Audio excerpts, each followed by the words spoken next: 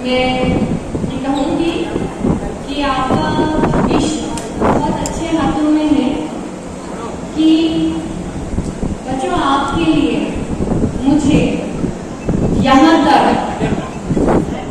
खींच के बुलाना कहूँ या निवेदन करके बुलाना कहूँ या हक से बुलाना कहूँ, वो करके दिखलाया है आपकी सिंगरौली की टीम ने। इसके लिए एक बार जोरदार ताली। अर्चना जी, उनकी पूरी टीम, यहाँ का पूरा प्रशासन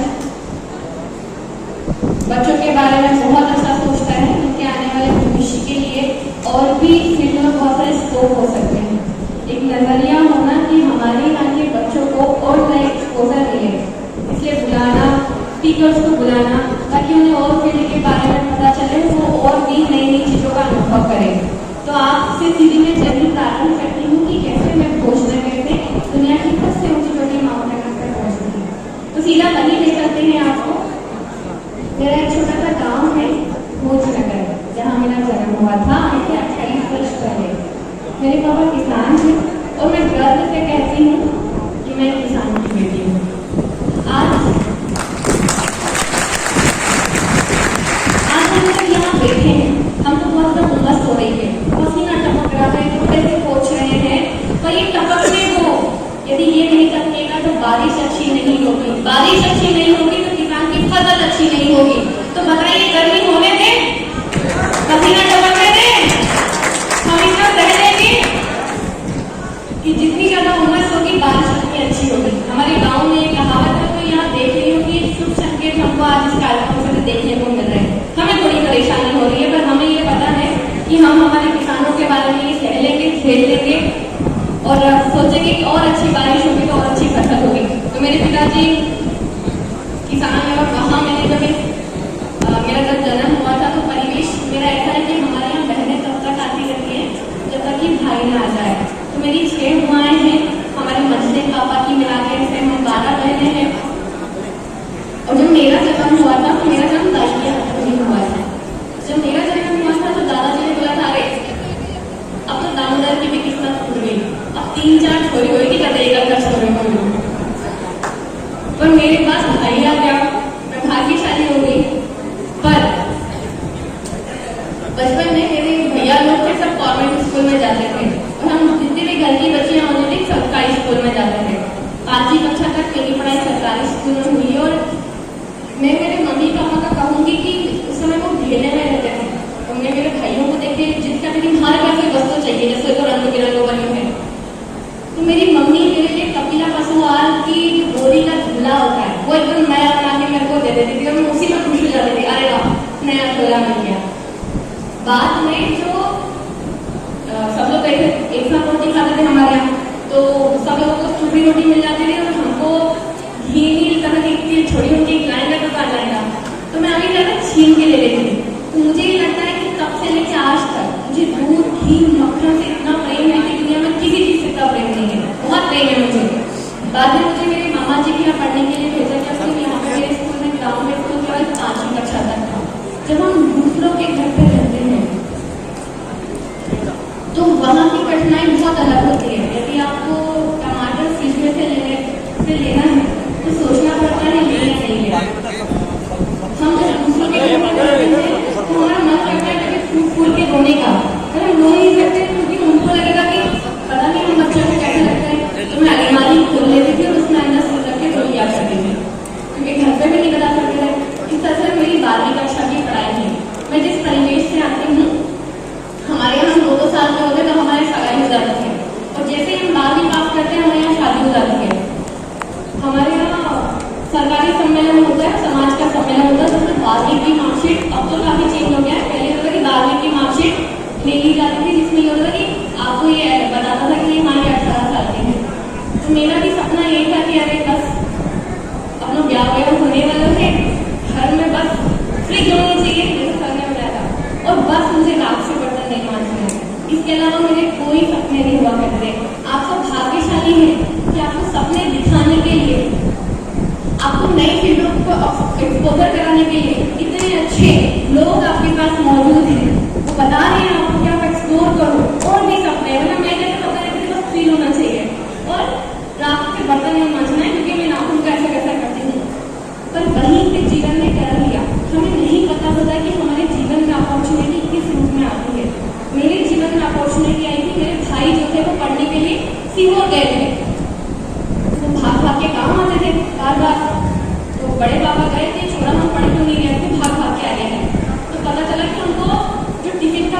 भी पसंद नहीं आ रहा था, और बाई के हाथों का जो खाना था वो भी पसंद नहीं आ रहा था। तो इसका सब्स्टिट्यूट क्या निकालेगा? तो जिस दिन वो भाइयों को छोड़ लेने के लिए गए थे तो उन्होंने देखा कि रोड के उस पार गर्ल्स कॉलेज है। तो उनके दिमाग में आइडिया आया, मैंने 12वीं पास करी थी, छोरी उनको कॉलेज है, छोरी भी ग्रेजुएशन कर लेगी, छोरा उनकी रोटी भी बन जाएगी। तो ये मेरे जीवन का पहला एक्सपोजर था जो ऊपर वाले ने किसी बहुत अच्छे रूप में मुझे दिया। मुझे सीहोर मेरे भाइयों के साथ भेजा गया।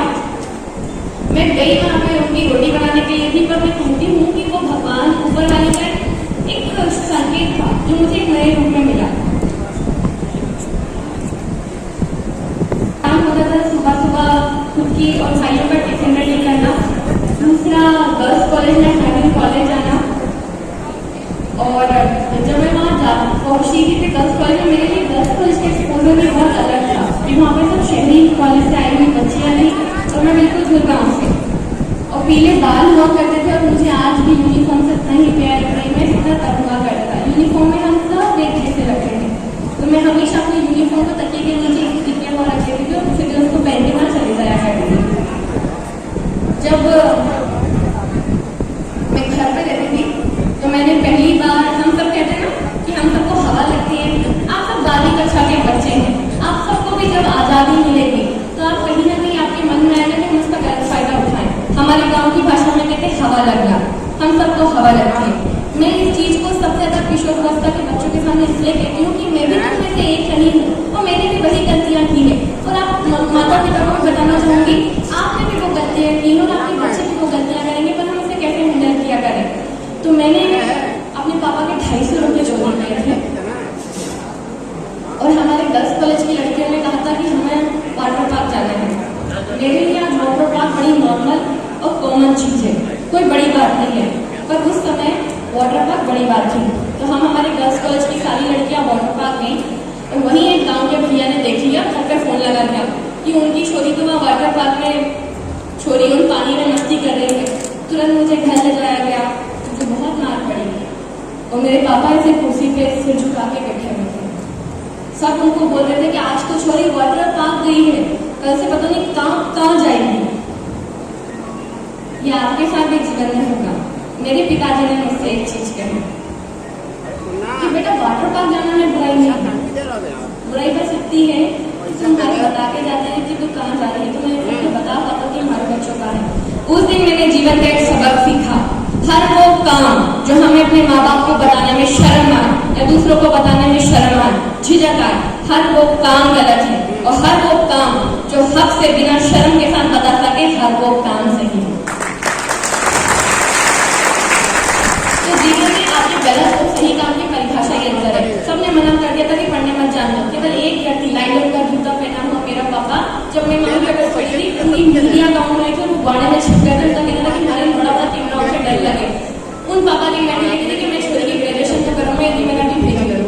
मुझे दोबारा उन्होंने भेजा, वो मेरे जीवन का अगला टर्निंग पॉइंट था। जाने से पहले मेरे पापा ने मुझे सामान पैक करके भेज रहे थे, सब मना कर रहे थे, बस उन्होंने एक चीज़ की थी कि बेटा याद रखना मैं तेरे को भेज रहा हूँ, पर एक सबसे बड़ी चीज़ है कि तू अच्छो करेगी तो भी हर नाम होगा, तू बुरो करेगी तो भी हर नाम होगा। इस लाइन का अर्थ है बच्चों कि हम जो भी करते हैं वो अकेला हम नहीं करते हैं, उसका असर हमारे माँ बाप, हमारे समाज, हमारे राज्य, हमारे देश पे होता है। तो जीवन में वही करना जिससे अपने मम्मी पापा को नीचे ना झुकने में देखना। मैं वापस आई थी, मैं कह सकती हूँ मेरा दूसरा जन्म हुआ था, मुझे लगा था कि मेरे पापा का नाम ऊंचा करा दिया, मुझे कुछ तो करना है, कुछ तो करना है। तब मुझे कॉलेज में पता चला कि student of the year award होता है, जिसमें आपको सब चीज़ों में पार्टिसिपेट करना पड़ता है, डांस में, एक्टिंग में। तब मैंने सब चीज़ों में पार्टिसिपेट किया, और वो मेरे जीवन का अगला सबक था। मैं जब सब चीज़ों में पार्टिसिपेट करती थी तो मुझे एक चीज़ समझ में आई। जहाँ आज आपको एक बच्ची को मैंने देखा है ना, उसने बहुत अच्छे से कविता बोली, मैं इतना पसंद हुई कि मैं बता नहीं सकती, मंच बहुत जरूरी है जो आपको मिल रहे हैं। जब तक हम पार्टिसिपेट नहीं करेंगे तब तक हमें पता कैसे चलेगा कि हम क्या कर सकते हैं। हम गा अच्छा सकते हैं, हम बोल अच्छा सकते हैं, हम डांस अच्छा कर सकते हैं। तो आज आपको एक ये प्लेटफॉर्म मिला है, ऐसे जितने भी प्लेटफॉर्म मिलेंगे बढ़ चढ़ के हिस्सा लेना, पार्टिसिपेट करना। गाना ना आए तो गा के जरूर देखना, नाचना ना आए तो फिर कभी ठुमक के तो देखना, हो सकता है कुछ नई कला का नवाचार निकल जाए। तो मैं जब गर्ल्स कॉलेज में फिर हर चीज़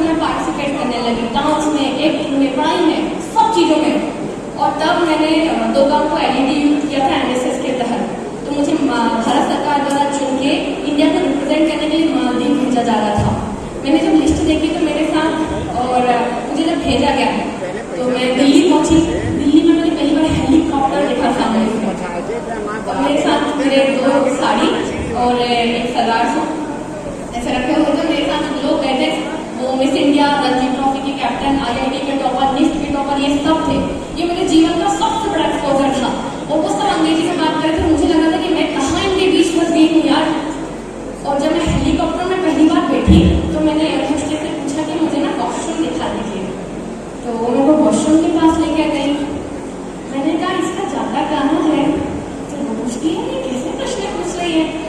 मैं कहा एक्चुअली ना हमारे गाँव में ऐसा कहते हैं कि जब भी हेलीकॉप्टर ऊपर से गुजरे तो मुंह मत खुला किया गया। तो मैं समझ सकते गाँव के बच्चे की जिज्ञासा। हमको लगता था कि हेलीकॉप्टर का सब कुछ नीचे गिरता है, मुझे जानना था कि जाता कहाँ है। और जब हम जैसे मालदीव पहुंचे तो वहाँ पे हमें लेने के लिए राजदूत आए। मेरे पीछे भारत का झंडा चल रहा था। हमारा डिनर वहाँ के राष्ट्रपति के साथ हो रहा था। मैंने समुद्र पहली बार में देखा था। मैंने देखा था कि दुनिया में और भी कितनी चीजें हैं, सब वहाँ लगे हुए। और मिस इंडिया की जगह 3 मिनट बोलने की बारी जब आई तो मुझे चुना गया था, पीछे भारत का झंडा लगा हुआ था। तब भारत के लिए एक लाइन मुझे बोलने को कही गई थी। एक प्रश्न था कि भारत को सोने की चिड़िया क्यों कहा जाता है। पूरी जगह एक भ्रांति है कि भारत में खूब टन टन भर के सोना होगा, इसलिए सोने की चिड़िया कहा जाता है। अच्छा, आप में से कितने लोग इसके लिए सहमत हैं कि भारत को सोने की चिड़िया इसलिए कहा जाता है कि हमारे पास बहुत सारा सोना था? कितने लोग हैं बताइए?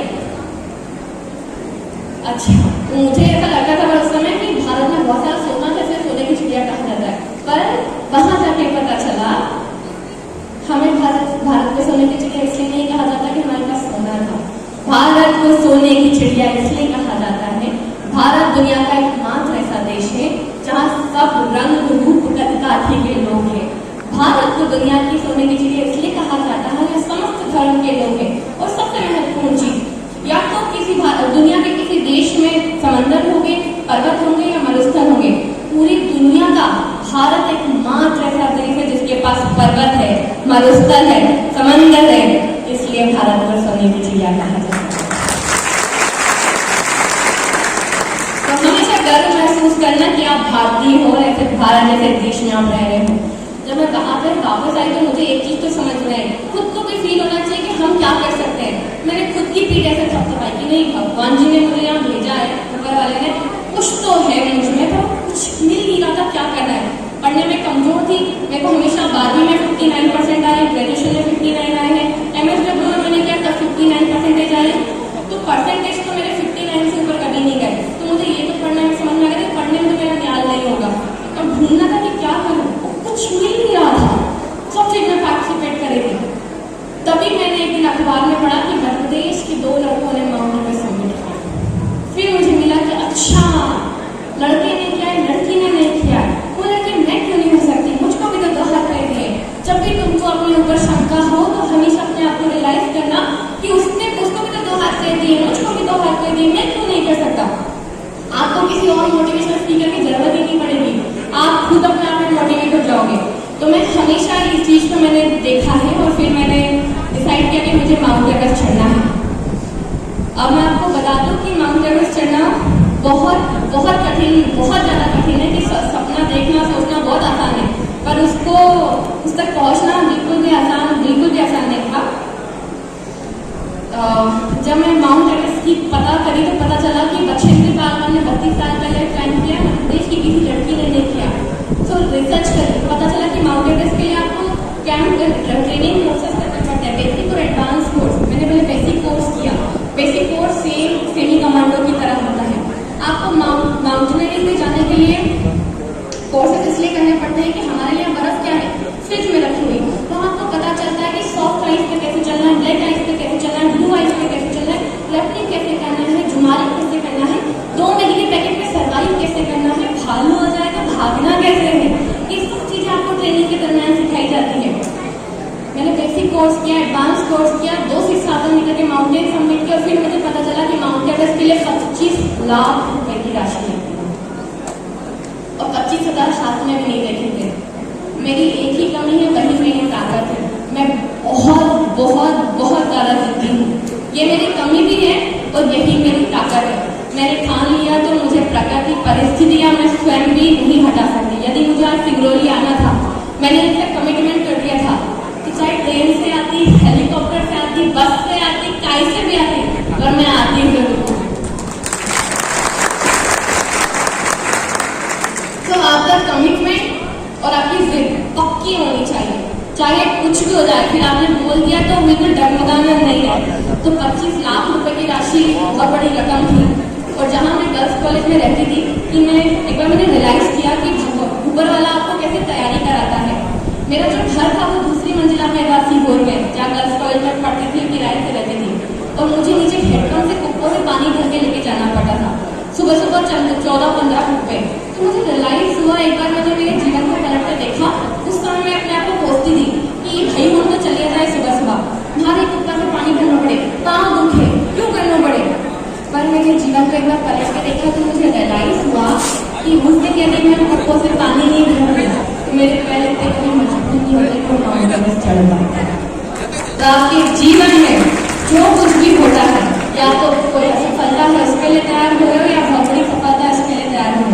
25 लाख रुपए की राशि के लिए मैं जगह जगह भटकी, सब हटा भगा रहे थे। एक चीज याद रखना, लोग हाँ करेंगे या ना करेंगे, इससे ज्यादा कुछ नहीं करेंगे। तो ये चीज आपके लाइफ में हमेशा ध्येय बना के रखना। लोग हाँ करेंगे या ना करेंगे, इससे ज्यादा क्या करेंगे। ना करने के लिए गिल्ट मत पालना, हाँ करने का एहसान करने में भूलना। लोग उसको भगा दिया करते थे। एक पॉलिटिशियन का मैंने तो द्वार नहीं छोड़ा था मैं जहाँ नहीं गई हूँ, और ऑफिसर की द्वार ऐसा नहीं बचा था कि मैं उनके दफ्तरों में ना गई हूँ, या कोई व्यापारी नहीं बचा था जहाँ मैं नहीं गई हूँ। पर मैं जब घूमती थी, मैंने सीहोर में जाने से पहले आपको अपनी चीजों को बिकाना है तो आप कैसे कहोगे। तो जब मैं पहली बार अपनी स्पॉन्सरशिप के लिए गई तो लोगों को भी तो अपना बेनिफिट दिखाना पड़ेगा। तो मैं एक मसाले वाले उनके पास जाके मैंने कहा कि सर आपने सुल्तान मूवी देखी है? तो बोलते हाँ देखी है। तो कैसे सुल्तान मूवी में वो कुकर वाला फेमस हो जाता है, मेरे को आप स्पॉन्सर करोगे, मैं माउंट एवरेस्ट चढ़ाऊंगी तो आप मेरे साथ फेमस हो जाओगे। तो इस तरह से मुझे 17,000 रुपए की राशि मिली। फिर मुझे ट्राइडेंट ग्रुप ने स्पॉन्सर किया और मुझे LNCT ग्रुप ने स्पॉन्सर किया और मैं पहली बार माउंट एवरेस्ट के लिए गई। अब आती पहाड़ों के चैलेंजेस। माउंट एवरेस्ट 8,848 मीटर का एक बर्फ का पहाड़ है जहाँ जाने के लिए 2 महीने लगते हैं। हम लोग भारत से दिल्ली से काठमांडू पहुंचते दुनिया की सबसे डेंजरस फ्लाइट पे सफर करके लुकला पहुंचते हैं। लुकला के बाद हमारे 17 दिन का कंटिन्यू ट्रैक होता है। उसके बाद हम बेस कैंप पहुंचते हैं। बेस कैंप में आपका दिल ऐसे धक धक करता है जैसे आप 10 मंजिला इमारत चढ़ने के बाद कैसे दिल धक धक धक धक धक करता है, सेम आपका बेस कैंप में खड़े हुए भी आपका दिल की नहीं धक धक करता है। हम बेस कैंप में पहुंचने के बाद अब हमारे 2 महीने का एक्सपीडिशन प्रारंभ होता है। हमारे जो जूते होते हैं वो 2-2 किलो के होते हैं, हमारा जो बैग होता है वो 36 किलो का होता है। हम लोगों को हमेशा रात को क्लाइंबिंग करना पड़ता है क्योंकि दिन के समय बड़े बड़े अवलांच आ जाते हैं। तो जब मैं वहाँ पे बेस कैंप में पहुंची थी, बेस कैंप में हम लोग कुंभ ग्लेशियर की पूजन करते हैं, उसके बाद निकलना प्रारंभ करते हैं। जाने से पहले हमारी एक बात हमारे माँ बाप से बात होती है। मेरे पापा गाँव के हैं और मैंने उनको बोला था कि बस तब हमारे माउंट एवरेस्ट चढ़ना तो हमारी सरकारी नौकरी लग जाएगी। मेरे पापा की जब मेरे से बात हुई तो बोले छोरी तुमने बताया नहीं कि हाँ पहुँचने से मर भी जाए है। और उनका एक ही शब्द था जो मुझे कानों में रिपीट हो रहा था कि तू वापस तो आ जाएगी। तो बच्चों, मैं उससे पहले तक अपने मम्मी पापा की जितनी अब वैल्यू करती हूँ शायद उतनी नहीं करेगी। फिर मुझको जब मैं बेस कैंप में 2 महीने के पूरे जीवन को रिपीट करके मैंने देखा तो मुझे रियलाइज हुआ कि हमारे माँ बाप कैसे अपनी बहुत सारी ख्वाहिशों को मार के हमें आगे बढ़ाते हैं। हम उनको नीरस समझते हैं पर वो इतने नीरस थे नहीं जब उनके दिन थे। वो हमारा भविष्य बनाने के लिए वैसे हो जाते हैं, अपने सपनों को मार देते हैं, अपनी इच्छाओं को मार देते हैं और हमें आगे बढ़ाते रहते हैं। क्या उन्हें अच्छा खाना, अच्छा घूमना, अच्छा पहनना पसंद नहीं? सब पसंद है उनको, पर वो हमारे लिए सेक्रीफाइस पे सेक्रीफाइस करते जाते हैं। उसके बाद भी हम उनको फोन करते हैं, तब ने हमारे इतने स्कूल में नहीं पढ़ाया, तब ने हमारी यहाँ फीस नहीं भरी। तो कभी भी अपने माँ बाप को कोसना मत, वो अपना जीवन का बेस्ट तुम्हारे लिए करते हैं। बेस कैंप में पहुँचने के बाद अब चढ़ाई के दिन प्रारंभ हो गए। हम लोग एक रात पहले पूजन करके निकलते हैं, हमें पता होता है कि हम दोबारा ग्लेशियर में बड़े बड़े बर्फ के नुमा से पिलर लगे होते हैं जिन पर लेडर नुमा निशानियाँ लगी होती है। एक छोटी सी पतली सी रस्सी होती है। जब हम लेडर को पार करते हैं नीचे खाई होती है। प्रवास में सबसे लोगों की डेथ होती है, क्योंकि आप जैसे ही सकते हो तो आपकी पीछे की और आगे की चमड़ी ऊपर आ जाती है, आते निकल आती है बाहर। प्रवास में दिखते हो तो निकाल तो नहीं जाओगे और हाइपोथर्मिया से आप मर चुके होते हो। हम लोग जब लेडर को पार करके पैर से छूट आते हैं उस समय अधिकतर आधे लोग वहाँ से वापस आ जाते हैं। हम लोग रात भर चढ़ने के बाद 17 घंटे की क्लाइंबिंग करने के बाद कैंप पर पहुँचते हैं 6100 मीटर, जहाँ आपको आपकी बॉडी आपसे लड़ती है। हम जितने एल्टीट्यूड पे जाते हैं हमारे सेल्स मरना प्रारंभ हो जाते हैं। हम वहाँ जैसे यहाँ खाना पीना अच्छे से खा सकते हैं, एल्टीट्यूड पे आपका खाना पचता नहीं है, हम बर्फ खोलते हैं, पिघलाते हैं, तो पानी पीते हैं। वहाँ पर हम सूप पीते हैं, फिर बाकी कुछ पचा नहीं पाएंगे तो बॉडी पहले पेट खाती है, मसल्स खाती, धीरे धीरे आपको खाना प्रारंभ कर देती है। आपकी चेहरे क्योंकि सनबर्न नीचा हो चुका है तो 10 बार लेयर निकल चुकी होती है, खून टपका रहता है आपके चेहरे पे, आपका यूरिन का कलर रेड हो चुका होता है, डिहाइड्रेशन की वजह से आपके होठ सफेद पड़ जाते हैं। ऐसे वूमन हमें प्रकृति भी ज़्यादा परखती है, चाहे डाइटिंग हो या माउंटेनरी हो। जब हम पहाड़ पे चढ़ते हैं तो हमें पीरियड्स यहाँ कभी 5 दिन के लिए होते हैं, वहाँ कंटिन्यू 2 महीने के लिए होते हैं। हमें रेशेस हो जाते हैं, हमसे चलने की नहीं बनती है, हमें ब्लीडिंग कंटिन्यू 2 महीने होती है तो ऑटोमेटिकली वीक हो जाती है। पर वहाँ हमारी शक्ति को दर्शाते हैं कि अभी भी आप रेशो देखोगे तो सबसे ज्यादा क्लाइंबिंग को सक्सेसफुल करने वाली महिलाएं होती हैं, क्योंकि उनमें मेंटल स्ट्रेंथ सबसे ज्यादा होती है। तो हम लोग कंटिन्यू क्लाइंबिंग करने के बाद बेस कैंप से कैंप पर पहुँचते एक रात बिताते हैं और फिर वापिस होते हैं। फिर 2 दिन बेस कैंप में अगली बार कैंप 1 पहुँचते हैं, फिर कैंप 2 पहुँचते हैं 6500 मीटर, जहाँ रास्ता से लगता है पहुँच तो गए पर पहुँच नहीं पाते हैं। आपके जीवन में भी ऐसा होगा कि आपको लग रहा है कि आप अचीव कर सकते हो पर आप कर नहीं पाओगे। 6500 मीटर के बाद आता है कैंप 3 7900 मीटर, जहाँ आपको सप्लीमेंट ऑक्सीजन मिलेगा पड़ेगा, सांसें भी आपको मिलेगी नहीं सांस लेने के लिए। 7900 मीटर के बाद आता है डेथ जोन। इसके बाद जिसकी भी डेथ होती है उनकी डेड बॉडी तक वापस नहीं आती है। माउंट एवरेस्ट पे 350 से ज़्यादा डेड बॉडीज का गार्बेज है जिनको कभी भी वापस नहीं लेकर आया गया है। टेम्परेचर क्योंकि -47 डिग्री होता है तो आपको बर्फ में लाशें दिखेंगी। जो जगह आज मैं मरती हूँ और 25 साल बाद जाओगे तो आपको मैं व्यक्ति की वैसी नजर आऊंगी। रास्ता एक ही होता है, कभी हमको उनके बगल से क्रॉस करना पड़ता है, कई बार आपको उनके ऊपर से क्रॉस करना पड़ता है।